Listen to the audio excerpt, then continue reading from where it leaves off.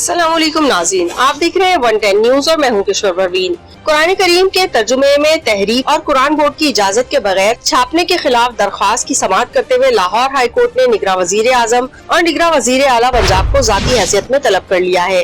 बुध को Lahore high court के जज जस्टिस शुजात अली खान ने केस की समाअत करते हुए हिदायत की कि निगरां वजीर आजम अनवारुल हक काकड़ खुद पेश होकर अपनी पोजीशन वाज़ेह करें। जस्टिस शुजात अली खान ने मामले पर वफाकी हुकूमत की जानिब से रिपोर्ट जमा न करवाने पर बरहमी का इजहार करते हुए कहा कि 8 माह से नहीं जमा करवाई गई।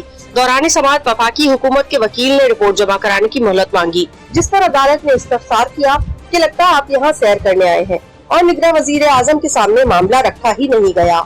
अदालत ने निगरां वजीर आजम और अटॉर्नी जनरल को 16 अक्टूबर को पेश होने का हुक्म दिया है।